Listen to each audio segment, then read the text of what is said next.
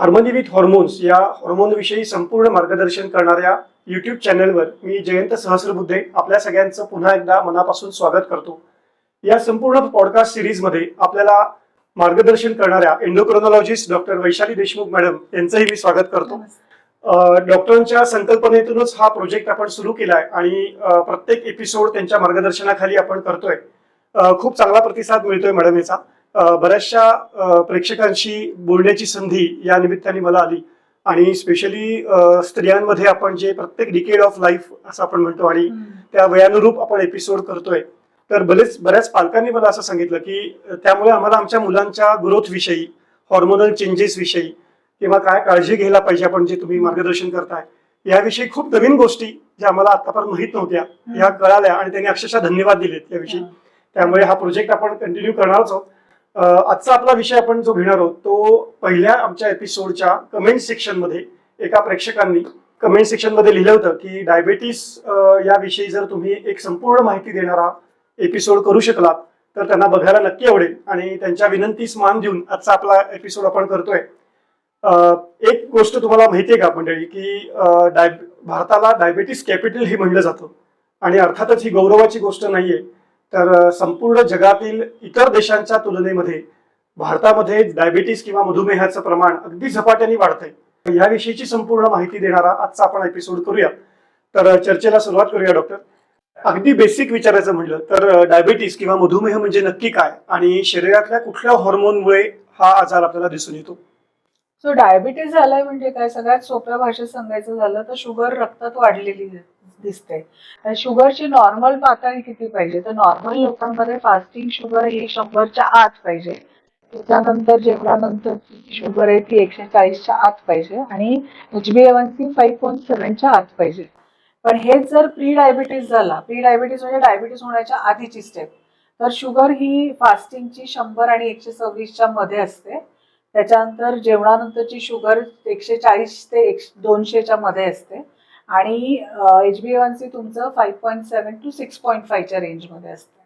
आणि डायबिटीज झाला हे सांगण्यासाठी जी लेवल्स आहेत तर ते साधारण फास्टिंग शुगर 126च्या पुढे जेव्हा जायला लागते, त्याच्यात जेवणानंतरची शुगर जेव्हा पुढे 140च्या जायला लागते आणि 200च्या पुढे जेव्हा ती जाते त्यावेळेला डायबिटीज झाला असं आपण म्हणतो। HbA1c तुमची जर 6.5च्या वर असेल तर तुम्हाला डायबिटीज झालं असं म्हणतो। आता सगळ्या ह्या तिन्ही लेवल्स कशा पाहिजे का, तर 2 आउट ऑफ 3 या तिघांपैकी 2 जरी ॲबनॉर्मल असेल तर त्या श्रेणीत तो डायबिटीस वर्गीकरण केला जातो। आणि तुम्ही जे मला विचारलं की कुठल्या हॉर्मोनमुळे होतं, तर बेसिकली शुगर शरीरात पोहोचवण्याचं काम इन्सुलिन हे हॉर्मोन करतं। तर इन्सुलिन हॉर्मोन आयदर कमी झालं किंवा त्याचं काम कमी झालं किंवा त्याचं फंक्शन बिघडलं की इन्सुलिनच्या बिघाडामुळे जे शुगर वाढायला लागते त्याला आपण डायबिटीस म्हणतो। तर कॉमन हॉर्मोन जे आहे ते इन्सुलिन, पण याच्या व्यतिरिक्त साखर वाढवणारे काही हॉर्मोन्स ज्याला ग्लुकोनिओजेनिक हॉर्मोन्स म्हणतात, ते हॉर्मोन्स शरीरात वाढल्याने पण डायबिटीस होतो। उदाहरणार्थ कॉर्टिसॉल हे हॉर्मोन जे मी मागे सांगितलं होतं की ताणामुळे जे वाढतं त्याच्याने डायबिटीस होऊ शकतो। त्याच्यानंतर ग्लुकागॉन हे हॉर्मोन असतं, काही वेळेला आपल्या स्वादुपिंडात ते जास्त प्रमाणात तयार होत असतं काही सिच्युएशन्समध्ये, त्याच्याने शुगर वाढू शकते। ग्रोथ हॉर्मोनचं प्रमाण जेव्हा वाढतं, ॲक्रोमेगाली नावाचा आजार असतो ज्याच्यात ग्रोथ हॉर्मोन वाढतं, त्याच्याने शुगर वाढू शकते। आणि चौथी गोष्ट म्हणजे काही हायपोथायरॉइड पेशंट्समध्ये थायरॉइड हॉर्मोनचा बिघाड होऊन डायबिटीस होऊ शकतो। सो बेसिकली बऱ्याचशा हॉर्मोन्समुळे डायबिटीस होतं, पण मुख्य त्याचं जे हॉर्मोन म्हणूयात आपण ते इन्सुलिन आहे त्याला। मगाशी मी म्हटलं की झपाट्याने वाढतोय हा डायबिटीस सगळ्या भारताचा आपण जर बोललो तर ह्याची आकडेवारी आपल्याला काही सांगता येईल का, जेणेकरून या गोष्टीचं गांभीर्य लोकांच्या लक्षात येईल? तर असं बघितलंय की डायबिटीसचं प्रमाण जवळजवळ 10 ते 15% भारतीय लोकांमध्ये डायबिटीस आढळतो। आता मुख्यत्वे आपण टाईप 2 डायबिटीसचं म्हणतोय, म्हणजे मोठ्यांमध्ये आढळणारा डायबिटीस। टाईप 1चंही प्रमाण वाढत चाललेलं आहे आणि त्याच्या व्यतिरिक्त जेस्टेशनल डायबिटीस म्हणजे प्रेग्नन्सी इंड्यूस जे डायबिटीस असतात त्याचंही प्रमाण वाढतंय। लहान मुलांमधील मधुमेह पण वाढतोय आणि वयात येणाऱ्या मुलांचं म्हणजे ॲडोलसेंट डायबिटीस पण वाढतोय। सो ओव्हरऑल डायबिटीसचं प्रमाण वाढते। त्यात आपण जर ढोबळ आकडेवारी द्यायची झाली तर 10 ते 15% लोकांमध्ये भारतात डायबिटीस होतो। सिटीजमध्ये जास्त कॉमन आहे, म्हणजे जिथे अर्बनायझेशन म्हणतो आपण, की जिथे बरेच शहरीकरण म्हणूया, की त्याच्यात डायबिटीसचं प्रमाण जास्त आहे. त्या मानाने गावांमध्ये कमी आहे, पण तिथेही ते वाढायला लागले. आणि स्त्रियांमध्ये हे प्रमाण वाढायला लागले. तर पुरुषांमध्ये तर आढळतच, पण स्त्रियांमधील डायबिटीस आणि जास्त गंभीरतेने येतो आणि जास्त इम्पॅक्ट पण करतो. त्यामुळे सेक्स वाईज पण ते डिस्ट्रीब्युशन आपण आता बघायला लागलो. आता बोलताना तुम्ही म्हणालात की टाईप 1, टाईप 2 जेस्टेशनल, तर हे थोडंसं अजून ठीक प्रेक्षकांना आहे. म्हणजे डायबिटीस जर आपण क्लासिफिकेशन म्हणजे कसं वर्गीकरण होतं डायबिटीसचं, तर डायबिटीस एकच प्रकार आहे का तर नाही. डायबिटीस हा वेगवेगळ्या वयात वेगवेगळ्या स्वरूपाने येतो. तर डायबिटीसचे ढोबळ जे प्रकार आहेत त्याच्यातला पहिला म्हणजे कॉमनली दिसणारा टाईप 2 डायबिटीस आहे. आणि दुसरा कॉमन दिसणारा टाईप 1 डायबिटीस. टाईप 2 डायबिटीस म्हणजे मोठ्यांमध्ये जो मधुमेह होतो, जो इन्सुलिन रेझिस्टन्स ज्याला म्हणतो आपण, वजनामुळे होतो किंवा चुकीच्या खाण्यामुळे, लाईफस्टाईलमुळे होतो, तर तो टाईप 2 डायबिटीस आहे.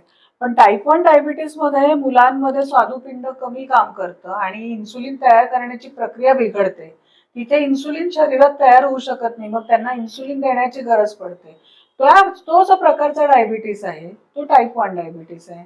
आणि मग प्रेग्नन्सीमध्ये ज्यांना डायबिटीस दिसतो, ज्या बायकांना, त्यांना जेस्टेशनल डायबिटीस म्हणतो. याच्या व्यतिरिक्त बरीच कारण आहे डायबिटीस होण्याची. म्हणजे आपण पाहतो की काही काही वेळेला अल्कोहोलमुळे, दारूमुळे पॅनक्रियाजला इजा पोचून डायबिटीस होतो, पॅनक्रियाटायटिसमुळे डायबिटीस होतो. त्याच्यानंतर काही हॉर्मोन विकार असतात, उदाहरणार्थ हायपोथायरॉइडिझम मध्ये डायबिटीस होतो वजन वाढल्याने. त्याच्यानंतर कुशिंग सिंड्रोम मध्ये डायबिटीस होतो, स्टिरॉइड्स दिल्याने, औषधांमुळे डायबिटीस होतो. त्यामुळे हे सगळे जे कारण आहेत त्याला सेकंडरी डायबिटीस म्हणतो आपण. म्हणजे काहीतरी कारणास्तव ते डायबिटीस होतो. आणि काय स्ट्रेस डायबिटीस हा एक प्रकार आहे सध्याला, स्ट्रेसमुळे होणारा डायबिटीस. सो स्ट्रेस कुठला असू शकतो, मानसिक असू शकतो, शारीरिक असू शकतो किंवा आजारपणाचा असू शकतो, हॉस्पिटल मध्ये ऍडमिट होण्याचा स्ट्रेस असू शकतो. तर हॉस्पिटल इंड्युस्ड डायबिटीस जे काही म्हणूयात आपण, ते पण होऊ शकतं त्याच्यामुळे, त्या स्ट्रेसमुळे. सो डायबिटीसचे विविध प्रकार आहेत. आपल्याला नक्की डायबिटीस कुठल्या प्रकारचं आहे हे आपण आपल्या डॉक्टरांना विचारणं गरजेचं आहे, कारण प्रत्येक डायबिटीसची ट्रीटमेंट ही वेगळ्या स्वरूपात आणि वेगळ्या तऱ्हेने होत असते. आणि त्याप्रमाणे प्रत्येकाला आपल्याला वाटतं की सामान्य माणसांना असं वाटतं की डायबिटीस म्हणजे एकच आजार आहे. पण ॲज अ डायबिटॉलॉजिस्ट और एंडोक्रायनॉलॉजिस्ट आय कॅन टेल यू की डायबिटीसचे विविध प्रकार आहेत आणि विविध तऱ्हेने त्याचे इलाज होतात. त्यामुळे प्रत्येकाला तेच औषध लागू होणार नाही. कारण बऱ्याच वेळेला आपण म्हणतो माझ्या मैत्रिणीला हे चालू आहे, मी हे घेऊ शकतो का, मी हे घेऊ शकते का. तर तसं नसतं. डायबिटीसचे वेगवेगळे औषधं असतात आणि ते त्या त्या प्रकाराप्रमाणे ते ठरतात. म्हणजे एकच नियम किंवा एकच उपचार सगळ्यांना ब्लँकेट कव्हर सारखं नाही असं होत नाही करता देता येत. येत. जन्मताच डायबिटीस काही मुलांमध्ये आता मी बघतो, तर हो. ते कशामुळे होतो? हा, तर युजली काही जेनेटिक डिसऑर्डर्स असतात की ज्याच्यामुळे इन्सुलिनच्या कार्याचा बिघाड असतो. तो जन्मताच जे डायबिटीस, युजली पहिल्या वर्षात डायबिटीस जर दिसत असेल तर याच्यात काहीतरी जेनेटिक कारण असतं आणि काही सिंड्रोम्स असतात ज्याच्यामुळे असं दिसू शकतं. काही वेळेला टाईप 1 डायबिटीस सुद्धा त्या वयात येऊ शकतो, पण टाईप 1 डायबिटीस नवजात अर्भकामध्ये शक्यतो दिसत नाही. ते दिसतात ते वयात येणारी जी मुलं असतात जशी वाढायला लागतात तसं दिसायला लागतं. सो मग आपल्याला, आणि असेही काही डायबिटीस असतात की जे बरे पण होतात जर जन्मता असतील तर. तर ते रेअर टाइप्स ऑफ डायबिटीस आहेत आणि जरूर आपल्या पिडियाट्रिशियन किंवा डायबिटॉलॉजिस्टची याची चर्चा करावी की आपल्या बाळाला कुठल्या पद्धतीचा डायबिटीस आहे आणि काय ट्रीटमेंट करायला पाहिजे. लहान मुलांविषयी आपण नेहमी बोलतो आणि तुम्ही मगाशी म्हणालात ॲडोलसंट डायबिटीस हा प्रकार हे खूप वाढतंय. तर आपल्या आधीच्या एपिसोडमध्ये पण आपण याचा उल्लेख केलाय, पण आता आजचा एपिसोड नव्याने बघणाऱ्या लोकांना त्याच्याविषयी जरा मार्गदर्शन जास्त मिळावं. तर ॲडोलसंट एज ग्रुपमध्ये काय असं होतंय मुलांमध्ये की त्यामुळे त्यांच्यामध्ये डायबिटीसचं प्रमाण वाढतंय? आता मी जसं मगाशी सांगितलं, शहरीकरण तर आहेच आणि फास्ट फूड खाणं वाढलेलं आहे, हॉटेलिंग वाढलेलं आहे, स्ट्रेस वाढलेला आहे, शाळा कॉलेजातले कॉम्पिटिटिव्ह जे स्पिरिट म्हणूयात ते जास्त ताण देतं मुलांना. त्यामुळे ताणाने शुगर वाढते प्रत्येक व्यक्तीची, कारण हा बॉडीचा रिस्पॉन्स असतो. आणि दुसरी गोष्ट, बरेचसे व्यायाम प्रकार बंद पडलेले आहेत. आपल्याला पाहतो की जागा नसल्यामुळे किंवा इंटरेस्ट नसल्यामुळे, तेवढा कल नसल्यामुळे खेळ कमी झालेले आहेत, ऍडिक्शन्स वाढलेत. ऍडिक्शन्स कशाचे? सोशल मीडियाचे, टीव्हीचे. एका जागी बसून बऱ्याच गोष्टी होतात, ज्या गोष्टी मेहनतीने करायला लागायच्या ते आता एका जागी बसल्या बसल्या होतात आणि बसून टीव्ही समोर बसून खाण्याचा प्रकार तोही वाढलाय. आपण डायनिंग टेबलवर बसतो, टीव्ही बघतो, कळत नाही किती खाल्लं जातं. बरीचशी मुलं आजकाल नैराश्याने ग्रस्त आहे. तर डिप्रेशनमुळे सुद्धा over eating, night outs, partying या सगळ्यांनी रात्रीचं खाणं वाढलेलं आहे. तर हे जे लाईफस्टाईल चेंज झालेलं आहे, ताणतणाव आहे, त्यामुळे हा झालेला इम्पॅक्ट आहे. आणि हा एका दिवसात झाला नाहीये किंवा रातोरात नाही झाला. Over years it has happened. जेव्हा डायबिटीस एखाद्या माणसाला व्यक्तीला होतोय असं वाटतं, तर सुरुवातीची काय लक्षणं साधारणपणे दिसतात त्याच्यामध्ये? असं डायबिटीस हा छुपा आजार आहे, म्हणजे it is a silent killer disease म्हणतात. त्यामुळे डायबिटीस मध्ये बऱ्याच वेळेला लक्षणं येत नाही. अचानकपणे आपण रुटीन टेस्टसाठी जातो किंवा इन्शुरन्ससाठी टेस्ट केलं जातं आणि लॅबमध्ये रुटीन कुठेतरी कॅम्प झालेला असतो आणि एक शुगर बघितली जाते आणि कळतं की अरे आपल्याला डायबिटीस आहे. पण आयडियली कसं आहे की तुम्ही दरवर्षी आपली शुगर, मी असं नेहमी सांगते माझ्या पेशंटला की तुमच्या वाढदिवसाच्या महिन्यात नेहमी तुमचं एक शुगर तरी टेस्ट करत चला. आणि आयडियली आता कसं आहे की आधी आम्ही म्हणायचो की 30च्या पुढे करा, पण आता हल्ली सगळ्यांमध्येच जर प्रमाण वाढतंय तर माझ्या मते ते सगळ्यांनीच करायला हवंय. आणि कुठल्याही वयोगटात, विशेषतः तुम्हाला जर रिस्क फॅक्टर्स असतील, फॅमिलीमध्ये डायबिटीस असेल, तर अशा लोकांनी जरूर टेस्ट करून घ्यायला पाहिजे. आता तुम्ही जे विचारते लक्षणं काय, तर बऱ्याच वेळेला युरिनरी प्रॉब्लेम्स म्हणजे लघवीच्या तक्रारी येतात. इन्फेक्शन येऊ शकतं स्त्रियांमध्ये युरिनचं, त्याच्यानंतर वारंवार लघवीला जाणं येऊ शकतं, त्याच्यानंतर रात्री झोप मोडणं लघवीला सारखं जायला लागल्यामुळे, अचानक वजन कमी होणं, अचानक वजन वाढणं, अचानक सूज येणं शरीरावर, अचानक थकवा वाटणं किंवा गळाठा जाणवणं, किंवा इतपत की ऍडमिट करायची वेळ येणं, किटोसिस मध्ये जाणं. विशेषतः लहान वयात जर टाईप 1 डायबिटीस झाला असेल तर किटोसिस मध्ये ते जाऊन ऍडमिट होऊ शकतात. तर आणि मोठ्यांमध्ये बऱ्याच वेळेला काय दिसतं की हृदयाच्या तक्रारी सुरू झाल्या, हार्ट अटॅक येऊ शकतो, डोळ्यावर परिणाम होऊन ते येऊ शकतात, ब्लड प्रेशर वाढू शकतं. सो याची विविध लक्षणं आहेत. तुम्हाला काही जरी लक्षणं असतील तर पहिली गोष्ट शुगर चेक करा. कारण डायबिटीसचं हे ठराविक लक्षण असं नाही म्हणता येणार, कारण शुगर आणि डायबिटीस हा जो आजार आहे हा प्रत्येक पेशीवर काम करतो. साधं केस गळण्यापासून लक्षणं असू शकतात. म्हणजे माझे केस जास्त गळायला लागले, हे शुगर वाढल्याचं लक्षण असू शकतं. सो बेसिक तुम्हाला थकवा येणं, वेट रिलेटेड चेंजेस किंवा लघवीला जाणं, पाणी जास्त पिणं, म्हणजे वेट काही न करता आपोआप घटणं, याच्यात पण डायबिटीसची लक्षणं असू शकतात. तुम्ही आता म्हणजे म्हणलात की मी कायम पेशंटला सांगते की तुमची शुगर लेवल कायम चेक करत चला. डायबिटीस झाला हे कळल्यानंतर मी असं वाचलं होतं की सेल्फ मॉनिटरिंग ज्याला आपण म्हणतो, हो. तर ते सुद्धा रेग्युलरली केलं पाहिजे. तर त्याच्यामध्ये आता काही म्हणजे प्रत्येक वेळेला लॅबला जाऊनच करायला पाहिजे का? त्याच्यामध्ये आता काही नवीन आधुनिक तंत्रज्ञान आलेलं आहे? हो, आता कसं आहे की शुगर टेस्टिंगचे 3 प्रकार म्हणूयात आपण. सेल्फ मॉनिटरिंग म्हणजे स्वतः घरी बघू शकतो. दुसरं लॅब मॉनिटरिंग, लॅबमध्ये जाऊन आपण बघू शकतो. आणि तिसरं तुमच्या डॉक्टरांकडे याच्या देखरेखीखाली तुम्ही करू शकता. So you monitor quarterly. तुम्ही अॅन्युअल चेकअप्स म्हणा किंवा क्वार्टरली जे मॉनिटरिंग असतं त्याच्यात अॅन्युअल चेकअप्समध्ये डोळ्याच्या तपासण्या येतात, हृदयाच्या तपासण्या येतात, त्याच्यानंतर तुम्हाला काही कॉम्प्लिकेशन्स आलेत का नाही ते तपासले जातात. तर बेसिक ह्या अॅन्युअल चेकअप्स डॉक्टरांच्या देखरेखीखाली करावे. पण तुम्ही जे सेल्फ मॉनिटरिंग म्हणताय त्याच्यासाठी ग्लुकोमीटर्स उपलब्ध आहे, CGMS उपलब्ध आहे, म्हणजे कंटिन्युअस ग्लुकोज मॉनिटरिंग, ते आपण बटन लावलेलं पाहतो. तर ते लावल्यावरती त्याच्यावर तुम्ही ग्राफ एक रेकॉर्ड करू शकता की तुमची शुगर किती फ्लक्च्युएट होते.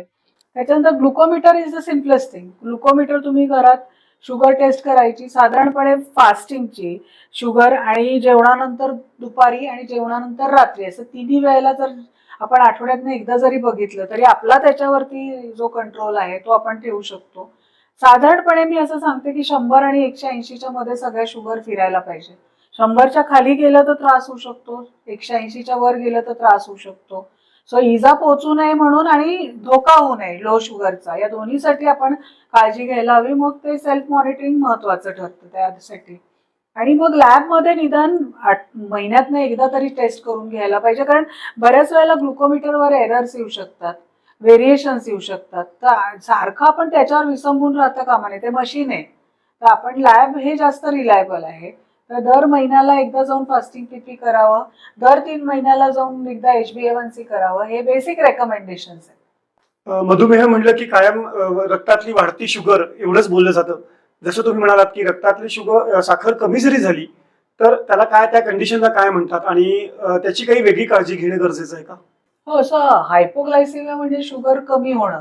तर साधारण जर आकडेवारीप्रमाणे म्हणायचं तर 70च्या खाली जेव्हा शुगर जाते तेव्हा माणसाला हायपोग्लायसिमिया होतो. पण असं काही नाही, काही लोकांना 100च्या आत गेली तरी जाणवतात ती लक्षणं. तर थरकाप व्हायला लागतो, धडधडायला लागतं, घाम यायला लागतो किंवा अस्वस्थ व्हायला लागतं. काही काही वेळेला ड्राउझीनेस येतो, खूप झोप येते किंवा मूड बदलतात. विशेषतः मुलांचं हे बघतो की अचानक किरकिर व्हायला लागते आणि लहान मुलं असेल तर रडायला लागतं. सो ह्या सगळी जी लक्षणं आहेत ही शुगर लो झाल्याची, आणि काही काही वेळेला तर अगदी गंभीर म्हणजे कोमात जाऊ शकतो माणूस. तर ऍडमिट करायची वेळ येऊ शकते बेशुद्ध होऊन, फिट येऊ शकते. तर या अशा सिच्युएशन मध्ये लगेच हॉस्पिटलमध्ये न्यायला पाहिजे. पण जर माइल्ड असेल तर लगेच कुठला तरी स्नॅक जो काही उपलब्ध असेल, आयडियली गोड असेल तर बेटर, नाहीतर मग तुम्ही जे घरी तुमच्या कुठलाही स्नॅक असेल, पोळी भाजी असेल, एखादं सॉफ्ट ड्रिंक असेल किंवा तुम्ही ग्लुकोज बिस्किट असेल तर ते लगेच खाऊ शकता, खाऊ घालू शकता. त्याच्यानंतर ग्लुकॉन डीची पावडर आपण नेहमी ठेवायला सांगतो पेशंटला, किंवा ग्लुकोजची बिस्किटं ठेवायला सांगतो. तर हे आपण नेहमी त्यांना कॅरी करायला सांगू शकतो. आता हायपोग्लायसिमिया हे जीवघेणं ठरू शकतो, त्यामुळे शुगर कंट्रोल करण्याच्या 8 तासापायी बरेच लोक हायपोग्लायसिमिया सहन करतात. तसं प्लीज करू नका. तुम्ही डॉक्टरांना भेटा, तुमची औषधं, बऱ्याच वेळेला काय होतं की आपण इन्सुलिन घेतलेलं असतं आणि जेवायला वेळ झालेला असतो, त्या वेळात हायपोग्लायसिमिया होऊ शकतो. सो डॉक्टरांनी दिलेल्या वेळा पाळा, वेळच्या वेळी त्यांना भेटा, तुमची औषधं लगेच बदलून घ्या जर शुगर लो जात असेल तर. आणि अजिबात हायपोग्लायसिमिया अंगावर काढू नका, कारण तो कधी कधी जीव घेणं ठरू शकतो. या सगळं आपण नेहमी प्रत्येक आजाराविषयी बोलताना हॉर्मोनल चेंजेसमुळे जे काय होत आहेत तेव्हा नेहमी म्हणतोय की आहार आणि जीवनशैली तुम्ही चांगली ठेवली पाहिजे. तर त्या संदर्भात थोडंसं मार्गदर्शन कराल का? तर आता मी जसं सांगितलं, डायबिटीस हा इन्सुलिन या हॉर्मोनशी संबंधित विकार आहे. तर इन्सुलिन आयदर कमी होतं किंवा नीट काम करू शकत नाही. नॉर्मली इन्सुलिनचं काम काय असतं की शुगर पेशीत पोहोचवणं. तर insulin is like a carrier for that sugar. ते तुम्हाला एक शुगर जर रक्तात असेल तर ती पेशीत नेण्याचं, पोहोचवण्याचं काम इन्सुलिन करत असतं. तर इन्सुलिन सेन्सिटिव्हिटी कशी वाढवायची, म्हणजे इन्सुलिनचं कार्य आपण कसं वाढवू शकतो, तर ते लाईफस्टाईलने, म्हणजे तुम्ही आहार विहाराने ते वाढवू शकता. सो बेसिकली आहारात पहिली गोष्ट म्हणजे आपल्या आहारात फायबरचं प्रमाण, म्हणजे चोथ्याचं प्रमाण भरपूर पाहिजे. तर हिरवं खाणं भरपूर पाहिजे, पालेभाज्या भरपूर पाहिजे, फळं भरपूर पाहिजे, कोशिंबिरी भरपूर पाहिजे. त्याच्यानंतर प्रोटीन्सचं प्रमाण जास्त पाहिजे. प्रोटीन्स कमी असल्याने पण शुगर वाढायला कारणीभूत ठरतं. तर प्रोटीन्सचं प्रमाण म्हणजे प्रथिनं जे म्हणतो आपण, तर डाळी आहेत, उसळी आहेत, अंडी आहे, दूध आहे, दुधाचे पदार्थ आहेत, सोयाबीन आहे, पनीर आहे, हे सगळे प्रोटीनयुक्त पदार्थ आहेत. आणि तिसरी गोष्ट तुमचं कार्बोहायड्रेट्सचं प्रमाण सीमित पाहिजे. कारण शेवटी तुम्ही काय करता की कार्बोहायड्रेट्स म्हणजे शुगर असते, तर कर्बोदक म्हणजे काय, आपली पोळी भात, जे धान्य या सदरातले ज्या गोष्टी येतात हे सगळे कर्बोदक आहेत. तर याच्यातनं साखर तयार होत असते. तर आपला हा साखरेचाच विकार असल्यामुळे साखर खाऊन चालत नाही, त्यामुळे ती कमी प्रमाणात खावी. त्यावेळी लोकांना वाटतं मी जर गोड खाल्लं नाही, साखर खाल्ली नाही, तर मी कमी साखर खाल्ली, असं नाहीये. तुमची पोळी भात, तुम्ही जे काही खात असता, भाकरी, ह्या सगळ्या गोष्टी साखरेत कन्वर्ट होत असतात. रवा पोहे हे सगळे साखरेत कन्वर्ट होत असतात. त्यामुळे साखर तुमच्या कंट्रोलमध्ये असणं गरजेचं आहे खाण्यातनं. आणि चोथा आणि प्रोटीन भरपूर प्रमाणात पाहिजे. साधी जर गोष्ट लक्षात ठेवायची तर 5 पोर्शन, 5-3-2चा खेळ आपण खेळतो, तर 5-3-2 हे जे आहे, तर 5 पोर्शन फायबरचे, 3 पोर्शन प्रोटीन्सचे आणि 2 पोर्शन तुमच्या फॅट्स किंवा इतर कार्बोहायड्रेट्सचे जर तुम्ही ठेवले तर बऱ्यापैकी शुगर नियंत्रणात आणायला मदत होते. या आजाराविषयी खूप सारे गैरसमज आपल्याला बघायला मिळतात. तर त्याविषयी काही थोडं सांगाल का? कारण आता बऱ्याच जणांचं मी बघतो की लोक हेल्थ कॉन्शियस व्हायला लागलीत, पण त्या ह्याच्यामध्ये ते एकदमच काही झालेलं नसेल जरी तरी मला पुढे डायबिटीस होऊ नये म्हणून, म्हणजे आपण पेढा दिला कुठल्या निमित्ताने तर ते सुद्धा अगदी थोडं कणभर खातात की मी शुगर सोडली. तर हे कितपत योग्य आहे? हो, पण आता मी जसं सांगितलं ते, की पेढा खाणार नाही पण मी पोळी भात व्यवस्थित खाईन. तर ते आपल्याला समजायला पाहिजे की पेढ्यातनं साखर जाते त्याची पोळी भातातनं पण जाते. तो हा एक मुख्य गैरसमज आहे की मी फक्त पोळी भात खाते, मी गोड काही खात नाही. किंवा बऱ्याच वेळेला आपण पाहतो की म्हणजे बिन साखरेचा चहा घेणार पण मग एक समोसा खाणार, तर त्याच्यात शेवटी साखरच जाणार. सो आपण कॅलरी बॅलन्सिंग शिकायला पाहिजे. सो याच्यात मुख्य गैरसमज काय आहे की बऱ्याच जणांना वाटतं की माझ्या आहारात साखर नसते, पण ते छुप्या नुसतं या पद्धतीने ती साखर जात असते. आणि दुसरी गोष्ट, मुख्य गैरसमज असा आहे की मला कसं काय साखर होऊ शकते. विशेषतः डॉक्टरांना हे वाटतं की मी डॉक्टर आहे, मला कशी काय साखर होऊ शकते. तर असं काही नाही, कोणालाही साखरेपासून बचाव नाहीये. डायबिटीस कोणालाही होऊ शकतो, कुठल्याही वयात होऊ शकतो, कधीही होऊ शकतो आणि विदाऊट एनी सिम्पटम्स होऊ शकतो, काही त्रास नसताना. तर सगळ्यांनी आपल्याला शंका असेल वा नसेल, तुम्ही शुगर चेक करून घ्या. तिसरी गोष्ट, असं वाटतं की मी तर मोजकं खाते किंवा मी खूपच पथ्य पाळते तरी पण माझं साखर का नियंत्रणात नाहीये. असं लक्षात घ्यायला पाहिजे की ताणाने साखर वाढते. तुम्ही झोपत नसाल, तुम्ही स्ट्रेस्ड आउट असाल, तुम्ही विचार खूप करत असाल, याच्याने साखर वाढते. आणि व्यायाम करत नसाल तर ते तुम्ही कमी खाऊन उपयोग नाहीये. तुम्ही व्यायामही त्या प्रमाणात करणं गरजेचं आहे. तर तुमचा व्यायाम आहाराशी मॅच होतोय का हे बघणं गरजेचं आहे. आणि व्यायाम प्रकार पण तुम्ही मसल्स किती वापरताय. कारण बरेच वेळेला मुलं काय करतात की खेळायला म्हणून जातात आणि गप्पा मारत बसतात, तर त्या व्यायामाला काही अर्थ नाही. सो तुम्ही किती घाम झडता, किती कॅलरीज तुमच्या बर्न होता, तर या गोष्टींकडे पण लक्षात ठेवायला पाहिजे. आणि आपण काय खातो आणि किती पचवतो याचा हिशोब रोजच्या रोज आपल्याला तो मांडता आला पाहिजे, तर आपली साखर नियंत्रणात राहू शकते. त्याच्यावरच्या उपचार पद्धती किंवा पेशंट म्हणून घ्यायची काळजी हे सगळं सांगताना तुम्ही म्हणतात की आहार आणि व्यायाम पाहिजे. त्याबरोबरीने तुमचा नेहमी त्याच्यावर हे असतो की तुमचं सांगणं असतं की रिलॅक्सेशन पाहिजे, माणसाने थोडंसं थांबलं पाहिजे. तर त्याविषयी पण थोडंसं. हो, आताच्या पिढीला थांबणं हे अवघड होतंय सध्याला. पण कसं आहे की स्लोईंग डाऊन आणि रिलॅक्सेशन हे मेंदूला आराम देतं. आणि मेंदू हा महत्वाचा अवयव डायबिटीस मध्ये. तर रिलॅक्सेशन हे जे गोष्ट आहे हे ताण कमी करतं. आणि मी जसं तुम्हाला म्हटलं की इन्सुलिन जसं कारणीभूत असतं शुगरसाठी, तसं कॉर्टिसॉल हे हॉर्मोन पण कारणीभूत असतं. कॉर्टिसॉल हे स्ट्रेस हॉर्मोन आहे. तर ताण तुमचा जर कमी करायचा असेल तर मनाला आरामाची सवय लावायला पाहिजे आणि रिलॅक्सेशन प्रॅक्टिस लागते. म्हणजे तुम्ही जसं व्यायाम रोज करता, जसं पथ्य रोज पाळता, तसं रिलॅक्सेशन पण रोज पाळणं गरजेचं आहे. असं जर तुम्ही करू शकला तर इट इज लाईकली की तुमची शुगर आणखीन छान कमी होते. तर तुम्ही व्यवस्थित जर झोपू शकला किंवा कूलिंग डाऊन ज्याला म्हणतो, आपण बघतो की जिम मध्ये लोक जातात, व्यायाम भरपूर करतात पण कूलिंग डाऊन नसतं. कूलिंग डाऊन नसलं की शरीराला मग तो ताण जाणवतो आणि मग शुगर वाढलेली राहते. सो तुमच्या व्यायामाने शुगर कमी व्हायला पाहिजे, वाढायला नको. जर तुमच्या व्यायामाने शुगर वाढत असेल तर याचा अर्थ तो व्यायाम प्रकार चुकतोय, तर तुम्ही तो बदलून घेणं गरजेचं आहे. आणि रिलॅक्स होणं महत्वाचं आहे. म्हणून योगासनांचं महत्व आहे, म्हणून मौनाचं आहे, मेडिटेशनचं आहे, ध्यानाचं आहे. काही नसेल जमत तर जी हॉबी असते आपली, छंद असतो, तो तरी माणसाने 10 मिनिटं किंवा 15 मिनिटं रोज जोपासावा. त्याच्याने त्याला फायदा होऊ शकतो शुगर. एक एंडोक्रोनॉलॉजिस्ट म्हणून तुम्ही आपल्या सगळ्या प्रेक्षकांना एक जाता जाता अशा काही महत्वाच्या टिप्स काय देऊ शकाल? सो टिप्स मध्ये म्हणायचं झालं तर पहिली गोष्ट म्हणजे डायबिटीस कुठल्याही वयात होऊ शकतो, त्यामुळे सगळ्यांनी आपली शुगर दरवर्षी टेस्ट करणं गरजेचं आहे.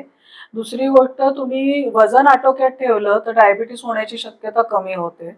तिसरी गोष्ट, तुम्ही मनाची काळजी घेतली आणि वजनाची काळजी घेतली आणि तुम्ही जर आहार आणि विहार व्यवस्थित ठेवला तर डायबिटीस हा टाळू शकणारा आजार आहे, आपण टाळू शकतो तो. त्याच्यानंतर डायबिटीस झाल्यानंतर त्याच्याशी घाबरून न जाता त्याच्याशी दोस्ती करून त्याच्याबरोबर काय म्हणूयात आपण, त्याच्याबरोबर चालण्याची जी सवय ठेवायला हवी आहे. आणि तुमचा आहार विहार व्यायाम या सगळ्या गोष्टींकडे लक्ष ठेवायला पाहिजे. त्याचबरोबरीने वेळोवेळी डॉक्टरकडे जाणं. बऱ्याच जण कंटाळा करतात डॉक्टरकडे फॉलोअपला जायचा. दर महिन्याला तुमची एक व्हिजिट डायबेटॉलॉजिस्टकडे असू द्यावी. तर तुम्हाला अंदाज येतो की तुमच्या अवयवांवर काही इम्पॅक्ट होतोय का, तुमचा आजार काही तुमच्या शरीरावर परिणाम करतोय का. त्याच्यानंतर तुम्हाला सांगितलेले वेळोवेळी चेकअप्स करत राहा. त्याच्यानंतर खाण्याचं जे प्रमाण आहे ते कमी ठेवा, पोर्शन कंट्रोल ज्याला म्हणतो, कमी खा जास्त चाला. त्याच्यानंतर आपल्या पायाची काळजी घ्या, कारण पायावरती सगळ्यात जास्त इम्पॅक्ट होतो मधुमेहाचा.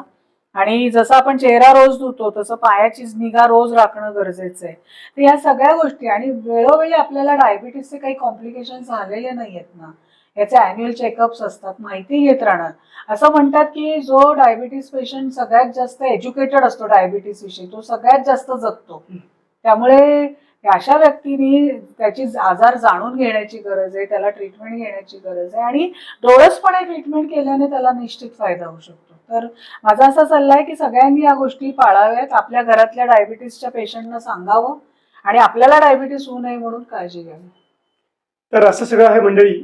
मधुमेह किंवा डायबिटीस याला घाबरून न जाता, असं जर डॉक्टरांनी सांगितलं की त्याच्याशी दोस्ती करा आणि ज्या गरजेच्या गोष्टी आहेत, आहार विहार झालं आणि बाकी सगळ्या दिलेल्या टिप्स या पाळा आणि एकतर डायबिटीस होऊ नये म्हणून काळजी घ्या आणि झाला असेल तर घाबरून न जाता योग्य ती ट्रीटमेंट घ्या. आजच्या आपल्या एपिसोडमध्ये या नोटवर आपण थांबूयात. धन्यवाद. धन्यवाद.